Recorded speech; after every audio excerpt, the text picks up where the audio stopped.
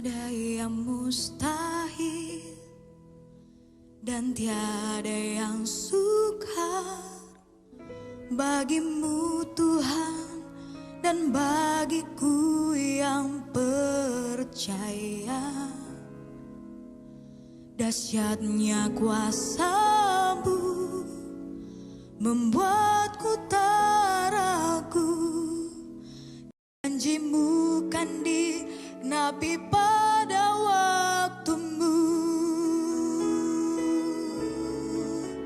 Kaulah pengharapanku, padamu ku percaya.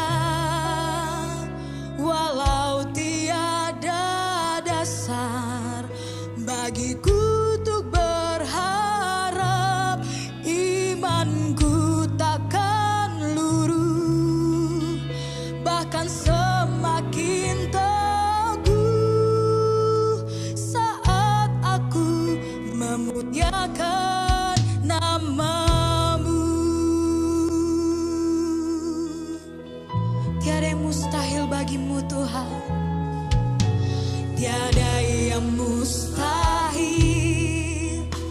dan tiada yang sukar bagimu Tuhan dan bagiku yang percaya. Sebab dahsyatnya kuasa-Mu, amin Tuhan, membuatku tak ragu. Janji-Mu kan digenapi pada waktu-Mu. Kau pengharapanku,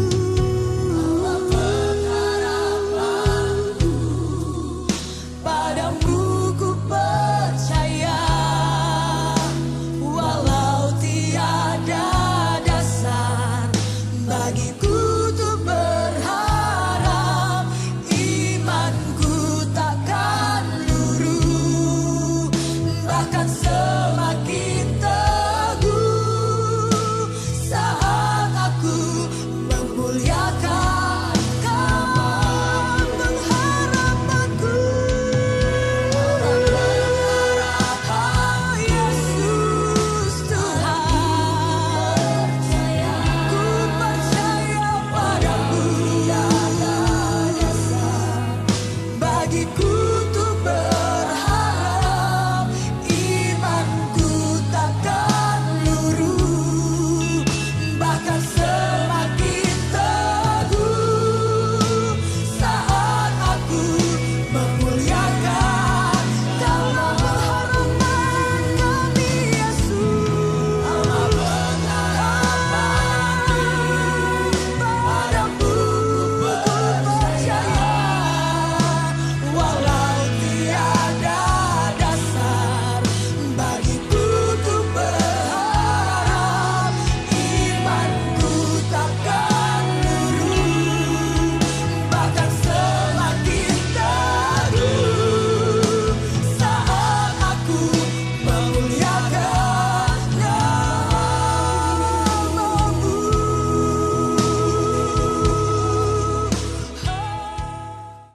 Shalom saudara-saudari, apa kabar kita semua? Saya percaya dengan tuntunan Tuhan, kita akan selalu menjadi bertambah baik hari-hari ini. Amin. Yuk kita dengar apa tuntunan Tuhan minggu ini buat kita semua. Kita mulai dengan doa. Bapa, terima kasih bahwa anugerah Tuhan dan tuntunan Tuhan selalu ada dalam kehidupan kami. Hari ini, apa yang kamu sampaikan tentang bagaimana kami membangun ataupun apa yang kami bangun Tuhan, biar itu membukakan mata hati kami sehingga kami tahu apa yang harus kami lakukan ke depan ini Tuhan. Terima kasih Bapa. Kami buka hati kami siapkan bagi kemuliaan-Mu di dalam nama Tuhan Yesus. Mari kita yang siap katakan amin, saudara-saudari. Oke, saudara-saudari, hari ini temanya adalah apa yang kamu bangun. Mungkin Anda pernah mendengar tentang ini, tetapi saya digerakkan Tuhan untuk menyampaikan lagi karena ini menjadi, saya percaya, suatu hal yang penting buat kita. Amin. Ya, kita ngelihat ayatnya adalah 1 Korintus 3 ayat 11 sampai 13. Tapi kita akan pakai sampai 14 juga. Tetapi main temanya, main firmannya adalah ini. Ya, kita baca sama-sama sepenuh hati. Karena tidak ada seorang pun yang dapat meletakkan dasar lain daripada dasar yang telah diletakkan Yesus Kristus. Yaitu Yesus Kristus, maaf. Entahkah orang membangun di atas dasar ini dengan emas, perak, batu permata, kayu, rumput kering, atau jerami. Sekali kelak, pekerjaan masing-masing orang akan nampak. Karena hari Tuhan akan menyatakannya, sebab ia akan nampak dengan api, dan bagaimana pekerjaan masing-masing orang akan diuji oleh api itu. Kemudian ayat 14-nya, ya, jika pekerjaan yang dibangun seorang tahan uji, ia akan mendapat upah. Jika pekerjaannya terbakar, ia akan menderita kerugian, tetapi ia sendiri akan diselamatkan, tetapi seperti dari dalam api. Tidak tahukah kamu bahwa kamu adalah bait Allah, dan bahwa Roh Allah diam di dalam kamu? Jadi Anda melihat di sini, sebelum saya lanjut tentang apa yang kita bangun dan itu yang akan diuji, satu hal yang harus kita sepakati dulu adalah bahwa ia sendiri ketika ujian itu datang, ya seperti api, ya pekerjaannya akan terbakar, artinya akan diuji, ya. Tapi ia sendiri akan diselamatkan.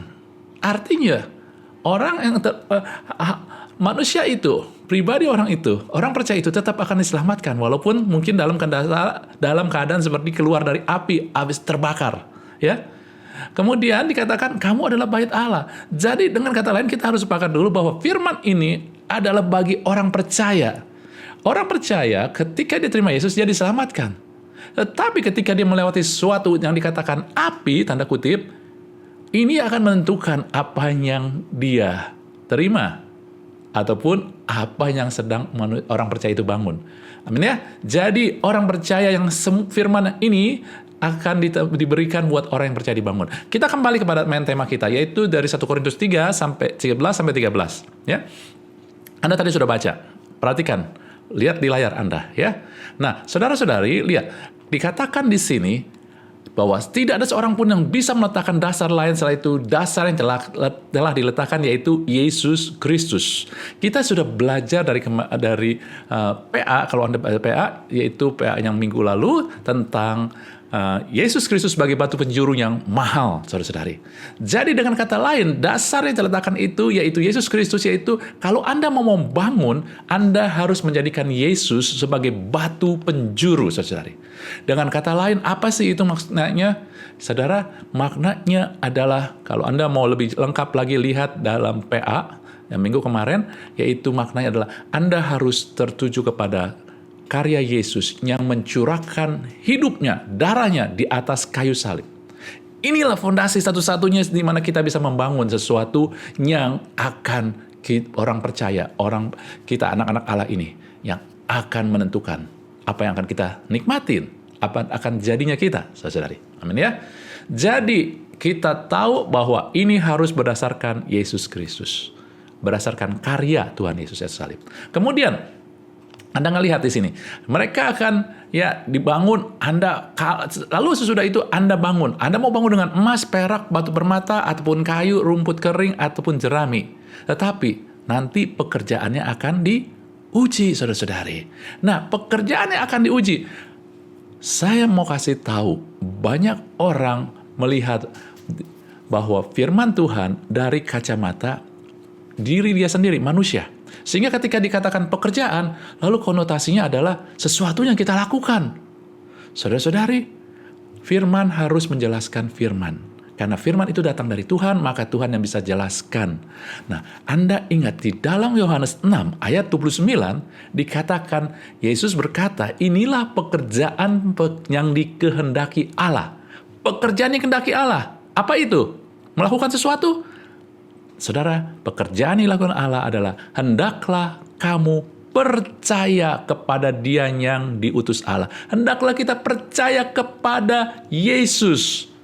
Dia yang diutus Allah adalah Yesus, saudari.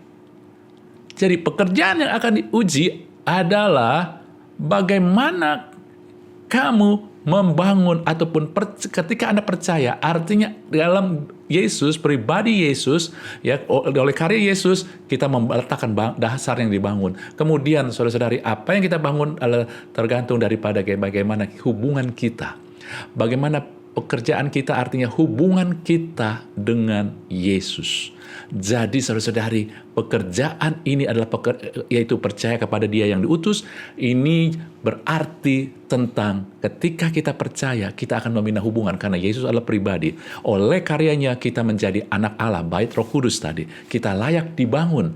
Tapi ketika kita membangun, itu tergantung kita. Bagaimana kita mau membangun di atasnya. Apa yang Anda mau bangun di atasnya. Amin ya. Jadi saudara-saudari, kita bisa bangun dari emas, perak, batu permata, atau kayu rumput kering ataupun jerami. Nah, saudara-saudari, jadi dasar kita membangun hubungan dengan Tuhan menentukan. Jadi kalau pekerjaan itu adalah percaya kepada yang diutus Allah yaitu Yesus, Yesus adalah pribadi dan hidup dan selalu menyertai kita. Ini berbicara bagaimana kita berhubungan dengan Tuhan. Karena bagaimana cara kita berhubungan dengan Tuhan menentukan berkat yang akan kita terima. Itunya dikatakan 1 Korintus 3 ayat 11 sampai 13 tadi. Sekarang kita mau ngelihat, saudara-saudari, ya, apa sih yang pertama kita bagi ada 2 kelompok sesungguhnya. Sekarang kita ngelihat dulu yang dikatakan kayu, rumput kering, dan jerami. Nah, ini tentu banyak sekali di dalam Alkitab, dalam firman Tuhan yang berhubungan dengan jerami, rumput kering, kayu. Ya, jerami akan dibuang dalam perapian nanti ketika akhir zaman. Tetapi kita mau ngelihat, karena ini konteksnya sedang membangun, kita ngelihat dalam arti yang berhubungan dengan pembangunan rumah atau gedung, ya, ataupun sesuatu, monumen, atau apapun juga. Tadi berhubungan dengan pembangunan. Kita ngelihat. Ya, pertama kita akan melihat begini, ya. Keluaran 5 ayat 7 katakan begini, saudari. Dari kitab Keluaran, Korintus banyak sekali mereview ataupun menghubungkan dengan Keluaran, ya. Apa yang terjadi bangsa Israel di Mesir itu. Jadi kita baca Keluaran 5 ayat 7. Tidak boleh lagi kamu memberikan jerami kepada bangsa itu untuk membuat batu bata untuk membangun. Tetapi sampai sekarang, biarlah mereka sendiri yang pergi mengumpulkan jerami. Jadi suatu ketika Musa diutus Tuhan balik ke Mesir, lalu Musa minta kepada Firaun untuk melepaskan bangsa Israel. Firaun marah, lalu dia bilang, ya, kira-kira, jadi mereka saat itu diperbudak untuk membangun, lalu Firaun suruh, tidak boleh ada jerami lagi. Tapi batu bata yang dihasilkan tetap sama. Sehingga mereka bekerja keras, lebih berat lagi. Jadi ayat 9 dikatakan, pekerjaan orang ini harus berat sehingga mereka terikat pada pekerjaannya. Anda ngelihat bahwa saudari, jerami tadi berhubungan dengan keterikatan pada kerja keras. Harus kerja keras, usaha manusia. Saya bangun hubungan dengan Tuhan harus karena kehebatan saya, kerja keras saya, saudara. Nggak salah kerja keras. Kita yang sedang bicarakan adalah cara kita melihatnya, saudari. Amin ya. Bukan usaha ataupun ekspresinya. Begini, dalam hubungan kita dengan Tuhan, ekspresi bukan yang menentukan, tetapi sikap hati itu yang menentukan. Ya, ini yang kita bicarakan adalah firman Tuhan, bicarakanlah sikap hati kita. Kita harus sungguh-sungguh kerja keras bagi Tuhan, tetapi apa dasarnya, apa tujuannya, atau apa yang menggerakkannya? Ada orang yang berusaha kerja keras supaya dia lebih dekat lagi sama Tuhan. Ada orang yang bekerja keras supaya dia lebih lagi diberkati sama Tuhan. Saudara, saudari, mungkin Anda pikir, ya benar dong Pak, kalau saya kerja keras, saya berusaha sungguh-sungguh lebih dekat sama Tuhan, nanti akan lebih dekat dari Tuhan. Benar. Tetapi kalau sikap hati itu Anda akan buat kayak begitu, sikap bahwa hanya karena saya kerja keras sama Tuhan, hanya sungguh-sungguh saya lakukan sesuatu yang lebih dari Tuhan, maka baru saya akan lebih diberkatin. Itu yang nggak beres, saudara-saudari. Suatu saat kita akan kecewa. Kenapa? Karena akhirnya suatu saat kita akan ketemui ketika masalah datang, ketika persoalan belum beres, ketika doa belum dijawab, padahal kita lakukan sungguh-sungguh, akhirnya kita akan timbul kebimbangan, keraguan, keresahan. Kok begini ya Tuhan? Kesedihan. Kok Tuhan, Engkau nggak jawab saya? Padahal saya sudah sungguh-sungguh. Ini dia yang tadi ketika ujian itu datang, itu menentukan. Amin ya. Nah lalu kita lanjut aja. Ketika kita dibangun dengan rumput kering itu maksudnya apa? Saudara-saudari, pada zaman itu, zaman Musa, rumput kering itu dicampur dengan lumpur. Gunanya apa? Menutupi celah. Ya, jadi ketika batu-batu itu telah disusun, ya, lalu kan jelek kalau kelihatan gitu aja ya, ada retak-retaknya, ada celahnya, gitu, natnya, maka mereka akan menggunakan lumpur dan dicampur dengan rumput kering. Ya, diaduk, ditumbuk, akhirnya lalu dipakaikan kayak plester. Cuman dulu belum ada semen, saudara, pakai gunakan itu, ya. Nah, disitulah untuk menutupi celah dan celah atau istilah crack, ya. Nah, saudara, Matius 23 ayat 27, firman Tuhan katakan, celakalah kamu hai ahli-ahli Taurat. Kenapa? Ya, dan orang-orang Farisi, kamu dan orang-orang munafik, kamu sama seperti kuburan di labur putih. Luarnya memang bersih tampaknya, tapi sebelah dalamnya penuh dengan tulang belulang dan berbagai jenis kotoran. Lalu ayat 28 lanjut, demikian juga kamu di sebelah luar nampaknya benar di mata orang, tapi di sebelah dalam kamu penuh dengan kemunafikan dan kedurjanaan. Saudara-saudari, rumput kering adalah sesuatu yang Anda lakukan, Anda bangun hubungan dengan Tuhan supaya dilihat orang. Orang nggak perlu tahu, orang kita tutupin, ya, hal-hal yang bobrok di dalam kita ataupun juga motivasinya nggak beres dalam kita, kita tutupin. Ini menutupi celah, ya. Anda nggak tahu, kadang begini ya, kalau kita bangun suatu bangunan, ada orang yang bangun pakai bata yang bagus, yang kuat, ya, cukup mahal, penuh, apa artinya padat. Ada yang sekarang orang bangun pakai yang namanya bata, saya nggak tahu apa, dalamnya rongga, gitu, ya. Besar, bata rongga lebih murah.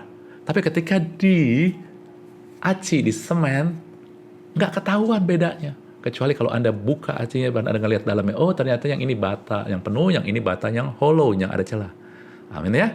Demikian juga, banyak orang membangun hubungan dengan Tuhan, yang penting dilihat orang. Yang penting di gereja. Yang penting waktu di gereja semangat. Yang penting waktu di gereja, wow, doanya luar biasa. Yang penting waktu di gereja, oh shalom. Orang jadi, kita dilihat orang lembut, baik, saudara-saudari. Ini dia adalah seperti rumput kering. Tuhan jelas mengatakan, waktu Matius 5 ayat 8-9, bangsa ini memuliakan aku dengan bibirnya doang. Padahal hatinya, nggak kelihatan kan hatinya. Orang nggak ngelihat hati Anda. Orang melihat apa yang di luar Anda. Percuma mereka ibadah, kata Tuhan. Sedangkan ajaran yang mereka ajarkan adalah perintah manusia. Supaya, kita harus puasa. Kalau puasa kita harus kelihatan, biar orang tahu kita cemberut. Kita harus, kasih tahu orang. Semua untuk manusia. Bukan puasanya nggak boleh. Bukan doanya yang nggak boleh, tetapi motivasinya. Amin ya. Oke, kemudian kayu, saudara-saudari. Ya, jadi rumput kering bicara superficial, artificial, ya, kepura-puraan, kemunafikan. Oke, kayu, saudara. Kayu adalah sesuatu lambang yang baik. Anda ngelihat di dalam bait suci, semua kayu-kayu yang bagus, kayu penangga, ya, banyak lagi. Ya, mereka dikatakan dalam Keluaran 25. Ayat 10-11, haruslah mereka membuat tabut Allah sendiri dari kayu penangga. 2,5 hasta panjangnya, 1,5 hasta lebarnya, 1,5 hasta tingginya. Haruslah engkau menyalutnya dengan emas murni. Dari dalam dan dari luar engkau harus menyalutnya, dan di atasnya harus kau buat bingkai emas kelilingnya. Anda ngelihat, kayu dalam pembangunan bait suci, kemah suci, kayu harus dilapisi emas seluruhnya. Kenapa? Karena kayu adalah lambang dari sesuatu yang baik, hasil yang baik, keluhuran yang baik, apalagi talenta yang luar biasa. Anda bisa nyanyi, luar biasa talenta Anda. Anda bisa nulis, luar biasa. Tetapi tanpa dibalut emas, artinya tanpa persekutuan dengan Tuhan, itu nggak akan bertahan. Segala yang baik dari manusia nggak bisa berdiri sendiri, harus bersatu dengan Yesus Kristus. Oke? Jadi, kehebatan kemuliaan manusia, inilah makna daripada kayu. Jadi, Anda ngelihat, ini adalah segala sesuatu bahan bangunan yang digunakan untuk membangun hubungan dengan Tuhan, yang bukan bersumber dari Tuhan, tapi dari manusia. Jerami melambangkan keterikatan manusia pada kerja keras. Sehingga kalau kita makanya kasih peraturan yang ketat sekali, ya, ketat sekali. Karena kalau kamu nggak bisa ikutin peraturan ketat ini, artinya kamu nggak bisa berkenan, kamu nggak bisa dapat sesuatu yang baik dari Tuhan. Bukan berarti, saya menganjurkan bukan berarti kita nggak boleh kerja keras, nggak boleh sungguh-sungguh. Tapi motivasinya, kita merasa tanpa kerja keras, kita nggak bisa. Padahal tadi Anda ingat nggak? Segala sesuatu yang kita bangun harus hanya bersumber kepada Yesus Kristus, bukan usaha kita. Demikian juga rumput kering. Kelihatan buat orang aja baik. Kayu, kehebatan. Kita nggak penting buat orang, tapi kehebatan saya, kemampuan saya. Tidak bisa. Walaupun, saudara, Anda anak Tuhan, saya anak Tuhan. Walaupun sesaat itu kelihatannya luar biasa, tetapi ketika ujian datang, itu nggak akan bertahan. Amin. Dan Anda tetap diselamatkan. Tetapi Anda nggak dapat apa yang Tuhan sudah sediakan, berkat yang sudah sediakan. Dan sekarang kita mau lihat sumber yang datang dari Tuhan dalam membangun hubungan dengan Tuhan. Emas, perak, dan batu permata. Saya akan mulai dengan perak dulu, saudara-saudari. Ya, perak pada zaman dulu selalu adalah alat untuk pembayaran, mata uang, koin perak. Ya, dari dulu bukan ada uang kertas, tapi uang kertas akan dulu belum secanggih sekarang kertasnya dan percetakannya, sehingga akan rusak kalau pakai kertas. Tapi mereka akan pakai perak, saudara-saudari. Ya, koin perak itu patokannya. Jadi perak adalah alat pembayaran. Nah, perak dengan berhubungan dengan Yesus adalah karena sumbernya dari Tuhan, penebusan. Anda dan saya dibayar dosa-dosa Anda, redemption. Ya, jadi Matius 26 ayat 15, ia berkata, apa yang hendak kamu berikan padaku supaya aku menyerahkan dia. Ini daripada si Yudas Iskariot. Ya, mereka membayar 30 uang perak. Mereka bayar. Saudara, artinya mereka tebus Yesus itu untuk pengkhianatan. Jelek memang ya, tetapi Yesus, itu bukan dari Yesus, tapi dari Yesus adalah Yesus menebus kita, saudara-saudari. Amin. Nah, emas adalah sesuatu yang murni, nggak berubah, saudara-saudari. Kapanpun juga kalau emas itu murni, itu nggak akan berubah. Lewat waktu, lewat tempaan apapun, dibakar apapun juga tidak akan berubah. Kenapa? Karena emas adalah lambang daripada kasih Bapa. Yeremia 31 ayat 3 katakan, dari jauh aja arti Tuhan itu udah bergelora buat Anda. Ya, Tuhan menampakkan dirinya kepada kita. Aku mengasihi engkau dengan kasih yang kekal. Kasih yang murni, kasih yang gak berubah. Kasih yang tidak bersyarat. Karena dalam firman Tuhan dikatakan juga bahwa 1 Yohanes 4, Allah adalah kasih, saudara-saudari. Jadi ketika dikatakan kita harus membangun dari emas, kita membangun berdasarkan kasih Allah, saudara-saudari. Karena natur Tuhan adalah kasih. Lalu, bagaimana dengan batu permata? Anda ngelihat kalau batu permata ya, itu banyak macam jenisnya, indah-indah, tetapi batu permata tidak akan indah, tidak akan kelihatan indah kalau dia tidak dipantulkan cahaya dan dia tidak memantulkan cahaya. Jadi ini berbicara tentang apa? Pancaran. Yang membuat batu permata indah adalah bagaimana dia memancarkan kemilauannya. Ini bicara apa? Ini bicara tentang Roh Kudus memancarkan kemuliaan Tuhan. Kita memancarkan kemuliaan Tuhan lewat Roh Kudus yang di dalam kita. Wahyu 21 ayat 19a bicara tentang Yerusalem baru pun. Dia katakan Yerusalem baru nanti, saudara. Dasar dan tembok kotanya pun hiasi dengan jenis segala batu permata. Kenapa? Maknanya bukan banyak batu permata, saudara. Ingat, kita jangan hanya sekedar melihat sesuatu yang jasmani. Maknanya adalah penuh dengan pancaran kemuliaan Tuhan. Bahkan di dalam 2 Korintus 3 ayat 18, kita sekarang mencerminkan kemuliaan Tuhan. Bagaimana cara kita mencerminkan kemuliaan Tuhan kalau kita ngelihat secara jasmani? Kita harus ngelihat di dalam roh. Ya, dikatakan karena kemuliaan itu datang dari Tuhan yang adalah roh, maka kita diubahkan menjadi serupa gambar dan kemuliaan semakin besar. Maksudnya apa, saudara-saudara? Ketika Anda mulai dipimpin oleh roh, maka kemuliaan Tuhan akan semakin memancar dalam hidup kita. Dan di dalam kita, tadi dikatakan, kita adalah bait Roh Kudus. Jadi pancaran kemuliaan ini adalah menyatakan kemuliaan keindahan Tuhan yang datang dari Roh. Dan kita sekarang 100%, artinya complete, sempurna, bersekutu dengan Roh Kudus. Anda dan saya dalam Roh adalah pancaran kemuliaan Tuhan. Tapi banyak anak-anak Tuhan tidak melihat begitu, karena mereka lebih melihat kepada sesuatu yang bersumber dari manusia, bukan dari Tuhan, bukan dari Roh. Ingat ini. Tangkap ini. Apa yang kita bangun saudara-saudari hari-hari ini, kehidupan kita, yaitu hubungan kita dengan Tuhan, menentukan apa yang kita dapat. Tuhan bukan menggolongkan, apa yang kita bangun, hubungan yang kita bangun dengan Tuhan bukan digolongkan berdasarkan kemampuan kita. Kenapa? Karena kemampuan tiap orang gak sama. Tidak semua orang memiliki talenta, kemampuan, bahkan kesempatan yang sama. Lalu tidak semua orang dipanggil pada hal yang sama. Kita nggak diutus pada yang sama.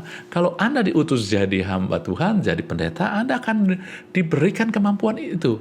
Tapi kalau Anda diutus sebagai pengusaha, Anda akan diberikan kemampuan itu. Kalau Anda diutus sebagai ibu rumah tangga yang membangkitkan anak-anak yang beriman, suami yang takut Tuhan, maka akan diberikan kemampuan itu. Amin ya? Nah itu dia. Tetapi Anda harus ingat saudara-saudari, kita harus bangun bahannya harus emas, perak, dan batu permata. Emas berbicara hubungan kita dengan kasih Allah yang sempurna, yaitu kasih Bapa. Yaitu Anda bukannya saya mengasihi Tuhan, tetapi yang gak berubah, yang gak pernah berubah saudara-saudara adalah Allah begitu mengasihi saya. Oleh sebab itu, siapa saya dalam kasih Allah? Allah gak pernah tolak saya, karena kasihnya sempurna gak berubah. Kalau karena kasihnya dia memberikan anaknya yang tunggal, Tuhan kita, sesuatu yang paling berharga dalam hidup Allah sendiri, Allah Bapa. Maka di dalam firman Tuhan dalam Roma katakan, tidak ada lagi yang dia tahan. Ketika kita bangun hubungan dengan mempercayai dan tinggal tenang dalam kasih Allah Bapa, maka ketika cobaan datang, masalah datang, Anda ingat Roma 8 saudara-saudari. Ayat 31, bahwa kalau anaknya aja diberikan kepada kita, apalagi yang dia gak anugerahkan kepada kita. Ketika cobaan datang, masalah datang, ya, kita akan tetap tenang. Tuhan, sekarang aku bergumul, tetapi aku percaya gak akan aku kalah. Tuhan pasti berikan, anugerahkan, dikatakan dalam Roma 8 itu. Tuhan pasti anugerahkan. Kalau anugerahkan artinya bukan karena kelayakan kita, tapi karena Dia, saudara-saudari. Amin. Dia akan anugerahkan kita. Kalau Yesus Kristus yang paling berharga Dia berikan, masa yang lain masa nggak dianugerahkan? Masa kesembuhan enggak? Masa pemulihan buat keluarga kita ataupun kita enggak? Masa keberhasilan enggak? Itulah ketika kita bangun hubungan. Karena yakin pada kasih Bapa itu dia. Kemudian ketika kita bangun hubungan berdasarkan penebusan Tuhan Yesus, maka kita tenang, Tuhan Engkau telah bayar, aku telah dikuduskan, aku telah jadi anak-anak Bapa. Wow, saudara-saudari, penebusan Tuhan Yesus sempurna. Bukan hanya menebus kita, tetapi membayar setiap harga untuk kita mengalami janji-janji Tuhan. Makanya dalam firman Tuhan dikatakan, Yesus adalah ya bagi seluruh janji Allah. Yesus yang mati di kayu salib, saudara-saudari, adalah ya bagi seluruh janji Allah. Kenapa? Karena karya penebusan Yesus di atas kayu salib itu adalah ketika kita melihat karya Yesus di salib, kita bangun hubungan berdasarkan Yesus Tuhan, Engkau telah mencurahkan darahmu, maka di atas kayu salib, sehingga Engkau mati. Oleh sebab itu, maka janjimu pasti terjadi. Inilah yang kita bangun. Sehingga ketika cobaan datang, masalah datang, kita belum melihat janji Tuhan, tapi kita tetap percaya karena bukan karena kita, bukan karena keadaan, tapi Yesus sudah bayar. Amin. Renungkan ini. Dan ketika batu permata bicara kemuliaan Tuhan, bicara kuasa Roh Kudus. Ya, jadi kita lihat karena Roh Allah, Roh Kudus sudah ada pada kita, dan roh ini adalah roh yang lebih besar daripada roh yang ada di dunia dan ada di dalam kita, bersekutu dengan kita, menuntun, memimpin, dan juga menghidupkan kita, saudara. Maka dikatakan kita pancaran kemuliaan, artinya kuasa itu, kita bisa memancarkan kuasa itu. Kita bukan sumbernya, kita bisa memancarkan kuasa itu, sehingga ketika serangan datang, sesuatu yang menakutkan, sesuatu yang di luar kemampuan kita, secara manusia kita nggak sanggup, tetapi ada Roh Kudus memancarkan kemuliaan kuasa Allah yang nggak bisa dikalahkan oleh apapun juga, sehingga Anda bisa tetap bertahan dan menang. Amin. Saudara-saudari, tadi kalau kayu, kemudian rumput kering, jerami, tiap orang bisa berbeda, tetapi emas, perak, dan batu permata, semua orang percaya sudah diberikan hal yang sama ini. Semua orang percaya. Kalau kayu, Anda bisa berbeda. Anda bisa mungkin kayu kenanga, Anda mungkin kayu dari yang lain, saya nggak tahu, gaharu atau apapun juga. Ya, karena tujuannya beda, fungsinya beda. Tapi kalau dari Tuhan, kasih Tuhan kasih Bapa buat kita sama, penebusan Yesus buat kita total, sempurna. Roh Kudus di dalam kita sama, saudari. Tuhan kita adil. Sehingga kalau Tuhan melihat ataupun menentukan apa yang kita dapat berdasarkan kemampuan kita, Tuhan gak adil. Tapi berdasarkan siapa Dia, apa yang Dia sediakan, itu baru Tuhan yang luar biasa. Saudara, mungkin kita bertanya kemudian, tapi kan diuji, tadi dikatakan akan diuji di hari Tuhan. Jadi diuji di hari penghakiman kan Pak? Kita ngelihat, ya. 1 Korintus 13 tadi, suatu kali kelak pekerjaan masing-masing orang, tadi pekerjaannya, hubungannya, akan nampak karena hari Tuhan. Ingat, kata hari Tuhan di situ adalah hemera, bahasa aslinya, yakninya. Akan menyatakan, ya, dan akan nampak dengan api bagaimana pekerjaan masing-masing akan diuji oleh api itu. Saudara, terjemahan aslinya yang lebih tepat, ya saya kasih unjuk dalam KJV, King James Version, every man's work shall be manifest, for the day, yang kata tadi, hemera, shall declare it, because it shall be revealed by fire, and the fire shall try every man's work of what sort it is. Hemera, itu bukannya artinya hari penghakiman, tetapi hemera artinya adalah waktu dari fajar sampai malam. Nah, maknanya adalah 24 jam, saudara-saudari. Dari mulai menyingsing sampai malam hari gitu. Itu dia, 24 jam maknanya gitu. Bukan hari penghakiman. Nah, kalau saya terjemahkan yang tadi, ya, maka dikatakan begini, 1 Korintus 3 ayat 13 katakan, ya, pekerjaan, yaitu maksudnya jenis hubungan yang kita bangun dengan Tuhan. Semua orang akan dinyatakan, semua pekerjaan atau jenis hubungan, bagaimana kamu berhubungan dengan Tuhan, cara apa yang kamu gunakan untuk membangun hubungan dengan Tuhan, itu akan dinyatakan. Karena ada hari, ya, hemera katanya. Hemera itu ada hari ataupun yang akan datang. Jadi bukan tiap hari. Ada hari di mana akan ada ujian, ada api. Api itu ujian, problem, masalah, tekanan. Nah, tekanan inilah yang menentukan kamu bangun dari apa bahannya. Ketika kita membangun dari emas, perak, dan batu permata, kasih Bapa, penebusan Yesus Kristus, lalu Roh Allah, Roh Kudus yang dalam kita, maka hasilnya adalah ini dia, kemenangan dan berkat yang kita terima. Karena kita tahu Yesus sudah bayar. Allah begitu mengasihi saya. Jadi pasti ada berkat, ada kemenangan, bukan karena kita tapi karena Tuhan. Sehingga ketika tekanan datang, masalah datang, bertubi-tubi, Anda belum melihat, Anda belum selesai satu masalah, sudah datang lagi masalah yang lain, tetapi Anda akan tetap tenang karena Anda bangun hubungan berdasarkan siapa Allahku, apa yang dilakukan Yesusku, ada Roh Kudus dalamku, maka Anda punya keyakinan, kemenangan pasti datang karena sudah dibayar, berkat pasti dicurahkan karena sudah diberikan oleh Allah yang mengasihiku dan sudah dibayar oleh Yesus. Kemudian juga Anda akan mendapatkan kedamaian, walaupun solusi belum kelihatan, walaupun juga saudara doa kita belum terjawab, tetapi Anda punya keyakinan yang kokoh oleh sebab tadi kasih Bapa dan juga karya Yesus. Anda akan tenang dan juga ada memberikan Anda kemampuan, saudara, Karena ketika Anda, aduh Tuhan udah gak sanggup, aduh Tuhan saya gak bisa hadapin. Tapi Anda mulai tahu bahwa karena Anda bangun hubungan, karena dari Roh Kudus, ada Roh Kudus, maka Anda tahu bahwa ada Roh Kudus yang memampukan saya. Akhirnya semua ini, kalau Anda kenal tuh Allah Bapa, Allah Putra, Allah Roh Kudus, Anda semakin mengenal Tuhan dan iman Anda semakin tumbuh. Maka Anda akan melihat apa yang disebut Tuhan bangun dalam roh, berikan dalam roh, oleh iman Anda akan menjadi kenyataan. Iman yang tumbuh ini akan menjadi kenyataan, saudari.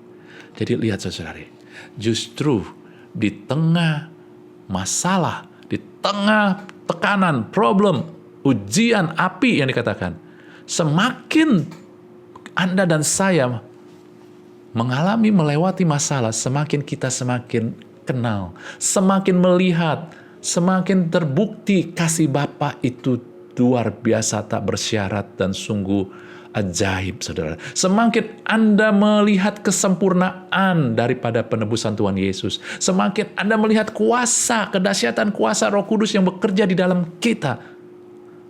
Tapi itu baru kita ngelihat ketika ada ujian.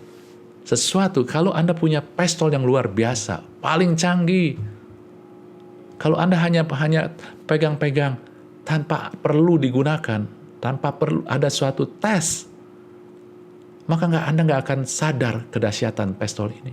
Bukankah begitu? Jadi ketika Anda tahu bahwa ini pistol yang luar biasa, canggih, paling canggih, dan Anda masuk dalam pertempuran, baru Anda tahu, wow iya, luar biasa. Anda semakin menghargai, Anda semakin percaya. Saya mengatakan begini, hari-hari ini, Anda dan saya kita mungkin mengalami tekanan, masalah. Kayaknya Tuhan kok berat, satu belum selesai, satu lagi sudah datang. Tuhan kok belum dijawab. Saudara, Anda jangan melihat dengan cara yang lain, tapi lihatlah dengan cara yang benar. Hidup Anda dan saya sedang membangun sesuatu. Mulai ngelihat bahwa lewat masalah ini Tuhan, saya akan semakin membuktikan kasih Bapa, semakin akan memperlihatkan kuasa daripada karya Tuhan Yesus, semakin akan memperlihatkan kuasa daripada Roh Kudus yang ada di dalam kita. Ujian bukan untuk menjatuhkan kita, ujian untuk menentukan, menyadarkan kita, apakah kita membangun hubungan Tuhan berdasarkan kasih Dia, apakah kita membangun hubungan dengan Allah berdasarkan karya Tuhan Yesus, apakah kita bangun hubungan dengan Tuhan berdasarkan Roh Allah, Roh Kudus yang ada dalam kita. So, kalau kita enggak, kita akan sadar supaya kita baliklah kepada hal ini. Kalau kita sudah bangun itu, maka kita akan semakin diberkatin. Kita akan mendapatkan berkatnya, saudara-saudari. Itulah ujian ketika kita bangun yang benar, membangun hubungan dengan Tuhan yang benar, akan menjadi saluran untuk memberkati kita. Saluran untuk kita menjadi kuat. Saluran kita untuk mengalami kedamaian yang berlimpah-limpah. Amin, saudara-saudari. Kiranya Tuhan memberkati kita semua dan renungkan itu. Yuk kita tutup dengan doa. Bapa, terima kasih. Karyamu sempurna Tuhan Yesus. Dan Roh Kudus, Engkau yang menuntun, memimpin, dan selalu ada Roh yang membangkitkan Yesus dari maut ada dalam kami. Kadang kami nggak menyadari. Tapi hari ini kami menyadari semua untuk kami bangun hubungan. Bukan untuk pamer sama orang. Oh, kami punya karunia ini dan itu, tetapi untuk membangun hubungan. Dan kami juga bersyukur bahwa lewat masalah, tekanan, keadaan-keadaan yang kami lalui mungkin hari-hari ini, tapi justru menyadarkan kami bahwa kami harus bangun hubungan dengan Tuhan dengan cara yang benar, dengan materi yang benar, material yang benar, Tuhan. Karena ketika kami bangun dengan material yang benar, kami pasti akan mengalami kemenangan. Kami akan mengalami damai sejahtera yang berlimpah-limpah dan sukacita yang tak pernah berkesudahan, Tuhan. Dan kami juga akan melihat kuasa Roh Kudus yang bekerja dari dalam kami dan terekspresikan di dalam alam yang nyata, Tuhan. Karena kami tahu Firman-Mu gak pernah gagal. Dan juga Engkau sendiri yang telah bayar semuanya, Tuhan Yesus. Allah ditinggikan, dipermuliakan. Berkati anak-anak Tuhan, sehingga ketika mereka mendengar kebenaran ini, mereka dapat mengaplikasikannya. Mereka melihat kemenangan sungguh sudah menjadi bagian hidup mereka. Jawaban Tuhan sudah ada buat kehidupan mereka. Terima kasih Bapa, Tuhan Yesus, Roh Kudus. Di dalam nama Yesus, kami alaskan doa kami. Haleluya. Amin. Tuhan berkati kita semua.